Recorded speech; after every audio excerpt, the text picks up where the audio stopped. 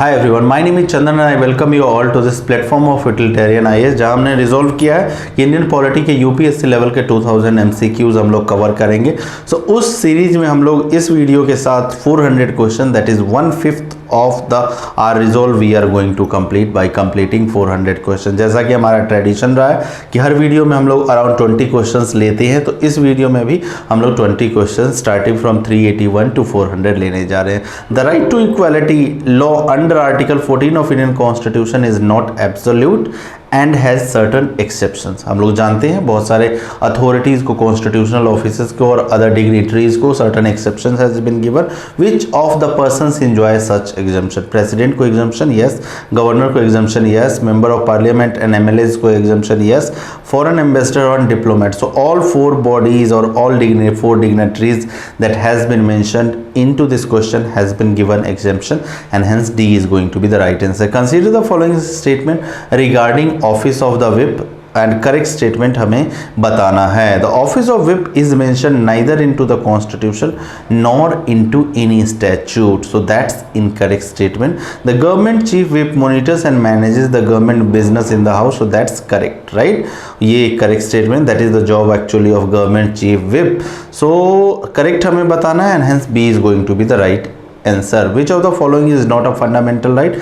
Right to sleep under article 21 is right to, as part of right to life, is a fundamental right. Right to telecast is also a fundamental right. Right to assemble peacefully under article 19 is also a fundamental right, but right to obtain recognition to any association is not a fundamental right. So C is right answer. Insertion of part 9 paves the way of democratic decentralization by providing panchayati raj institutions. In this context, which of the following is or are considered as novel features of Panchayati Raj institution? Political accountability क्या state executive की ensure करता है Panchayati Raj institution? No, it does not help ensure political accountability of the state. Devolution of taxation power at the local level by the parliament? No, by the state, at the state level, by the state legislature devolution होता है, that is incorrect. Reservation of women, yes, reservation of women जो है वो होता है, ठीक है, और वो एक डेमोक्रेटिक डिसेंट्रलाइजेशन का नोवल फीचर, नोवल एग्जाम्पल कहा जा सकता है। सो 3 only is the right statement and C is the right answer. Consider the following statement which and correct statement हमें बताना है। Constitution has empowered union government to levy a tax on interstate supply of the goods and services. So yes, that's correct statement. Finance Commission distributes the revenue collection between central state और interstate supply of goods, so that's incorrect. IGST का जो regulation है, right, जो कि interstate की supply पे लिया जाता है IGST, उसका जो डिस्ट्रीब्यूशन है that is done by GST, ठीक है, काउंसिल करती है, ना कि finance commission. So that is incorrect statement. First statement is the only statement that is correct. 386 which of the following function is not performed by GST council? जिस GST council की बात हम लोग कर रहे थे, क्या क्या, तो it recommends date on which goods and services tax to be, so that's correct. It checks the unfair profit making activities, so नहीं, GST काउंसिल इस चीज को मॉनिटर नहीं करती है। You have a separate entity called anti profiteering agency जो कि इन चीजों के मॉनिटर करती है। So B is the right answer. Although I will be advising you कि कभी भी एक आंसर आपको मिल जाता है तो आपको ऐसा नहीं करना कि बाकी के 2 स्टेटमेंट भूल जाने हैं, ठीक है, उनको पढ़ना है। It's just that by experience I have accumulated the vast experience to tell you कि हाँ यही आंसर है तो यही आंसर, बट वो मिस्टेक अगर दूसरे तीसरे अटेम्प्ट में भी आप लोग हो तो वो मिस्टेक आपको नहीं करना। With reference to right to freedom of religion of India, consider the following statement. Religious instruction can not be provided in any educational institution, that's incorrect. Religious instruction in some kind of institution which has been established by trust or which has been established by any endowment, right? तो वहाँ religious instructions जो है वो दी जा सकती हैं, so that's correct. No person can be compelled to pay any taxes, yes, that's correct, right. Taxes के लिए गवर्नमेंट जो है, स्टेट गवर्नमेंट या सेंट्रल गवर्नमेंट कंपेल नहीं कर सकती, हाँ फी लेवी किया जा सकता है, right. So that is a correct statement and हमें करेक्ट बताना है, so B is going to be the right answer. 380 which of the following statement is not correct about no confidence motion?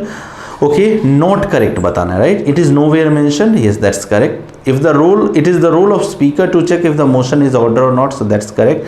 No reasons are mandatory, so that is also correct. The motion is to be compulsorily followed by confidence motion in an alternative government, so that's incorrect. ऐसा नहीं होगा कि no confidence motion move अगर कोई opposition party या फिर club of opposition party तो उनको कॉन्फिडेंस मोशन भी लाना पड़ेगा. नहीं नहीं नहीं, ऐसा कुछ नहीं है. So that's incorrect and hence D is going to be the right answer. 389 with reference to part 9A of the Indian constitution for which of the following persons can state legislature provides for representation as members of the municipalities. कौन से category of peoples को representation जो है state legislature दिलवा सकती है as members of the municipalities. ठीक है, तो persons having special knowledge and experience इनको मेंबरशिप दिलवा सकती है एज अ स्पेशल इनवाइट या as attendee without right to vote, तो इनको दिलवा सकती है. ठीक है, स्टेट लेजिस्लेचर. ठीक है, अपने एक लॉ ला के.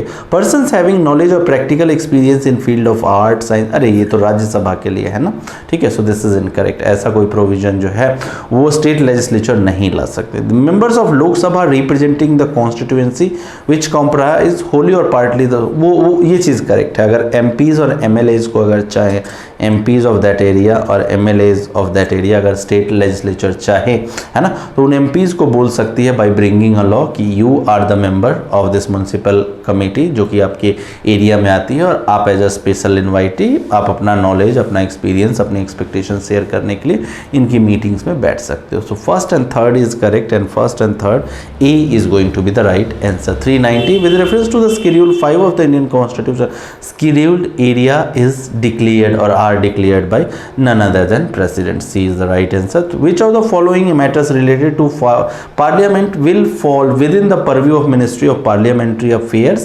So nomination to the Rajya Sabha and Lok Sabha नहीं, election to the Parliament नहीं, ये Ministry of Parliamentary Affairs का job नहीं. Implementation of assurances given by Ministry of Parliament, so that's correct. ये एक job है out of 3 given option, ये एक job है Ministry of Parliamentary अफेयर का. सो 3 only is going. Other functions क्या है मिनिस्ट्री ऑफ पार्लियामेंट, सो ये आप लोग पढ़ लोगे. ये मिनिस्ट्री ऑफ पार्लियामेंट्री अफेयर्स के डायरेक्टली वेबसाइट से लिया गया है.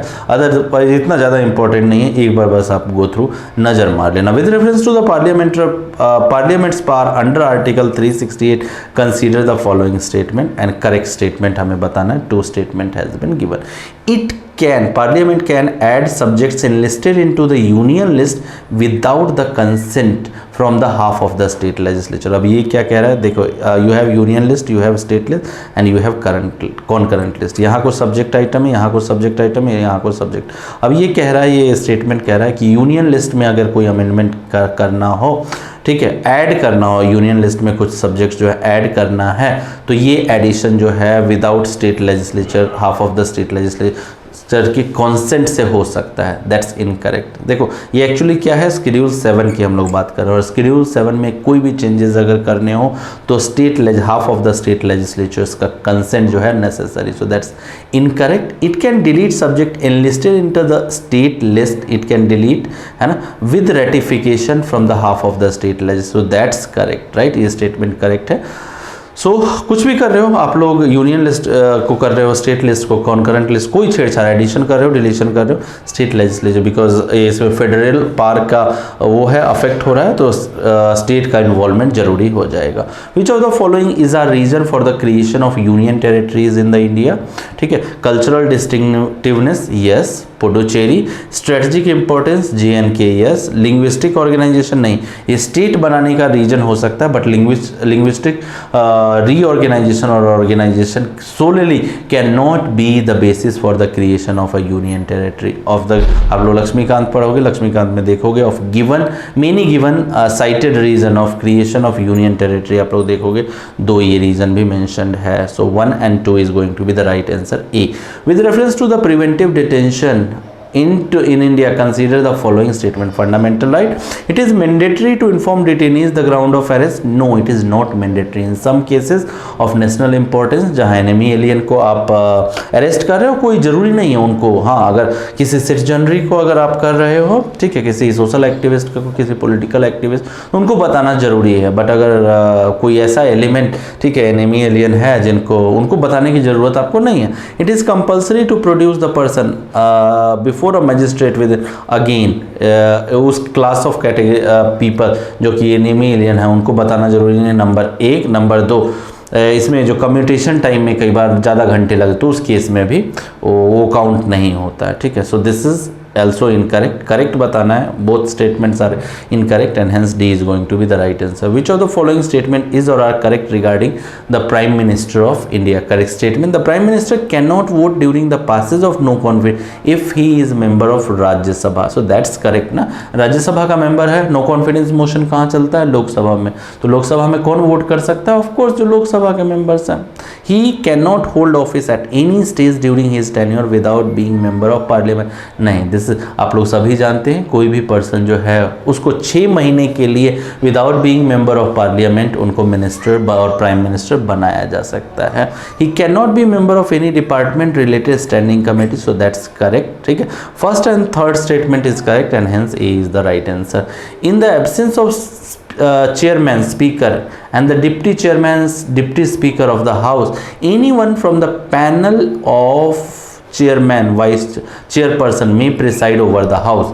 This panel, that is panel of vice chairman or chairperson is elected nominated by, तो उस हाउस का जो स्पीकर है या चेयरमैन है वो इलेक्ट करेंगे, नॉमिनेट करेंगे, चेयरमैन और the speaker of the house ये करेंगे। B is the right answer. India's first proton therapy centre was recently inaugurated in Chennai. Proton therapy का यूज़ किस लिए, कैंसर के लिए, एंटी कैंसर के लिए, treatment of the cancer. C is the right answer. 390 in context of residuary power, right, consider आपके schedule में है, स्केड्यूल 7 है, यूनियन लिस्ट है, स्टेट लिस्ट है and concurrent. There may be certain subjects जो कि इन तीनों में से किसी, तो उनको रेजिड्यूरी वो बोला जाता है, आइटम्स बोला जाता है, और रेजिड्यूरी आइटम्स पे जो लॉ बनाने का पावर है that is wasted with the parliament. So that is a correct statement, हमें करेक्ट बताना। The provision of residuary power into the Indian constitution has been borrowed from Constitution of Canada, so that is also correct. Residuary power USA में आप देखोगे that has been vested into states, right, वहाँ एक ही list है, unlike India जहाँ union list, state list and concurrent list है, वहाँ एक यूनियन लिस्ट है और यूनियन लिस्ट के बाद जो भी आइटम बचता है वो स्टेट के पास, वहाँ रेजिड्यूरी लिस्ट का कोई कॉन्सेप्ट है ही नहीं, ठीक है। So both the statement happens to be correct and hence C is the right answer. The doctrine of occupied field is associated with, so ये distribution of legislative power between centre and state की बात करता है, that is doctrine of, so C is the right answer. Is C is the right answer? Yes, C is the right answer. Last question of the day, which of the following statement is not correct regarding municipalities? Again local self government में हम लोग आ गए हैं, let's जी। The term for every municipality is provided under constitution is maximum 5 years from the date scheduled for its first meeting, so that's correct। ये चीज़ constitution में municipalities के लिए 5 year का टर्म है वो defined. Every municipality shall be given reasonable opportunity by the state legislature of being heard before the dissolution, so that is also correct. If the reminder period of the dissolved municipalities is less than 6 months, then it is not necessary to hold election within that time frame, so that is also correct and that is mentioned into the constitution. Retrospective laws can be, what is this retrospective law, ठीक है, ये आपको comment section में बताना है। Retrospective law जो है जिसका अफेक्ट एक्चुअली मैं बता देता हूँ, जिसका अफेक्ट बैक डेटेड है, can be brought to dissolve the municipalities, so ये नहीं हो सकता, दिस इज करेक्ट, इनकरेक्ट, ठीक है, regarding municipality, so D is going to be the right answer, ठीक है। And with this we are wrapping up this video, will come up with another set of 20 question in next video, ठीक है। Until we come up with the next video, till then, bye bye.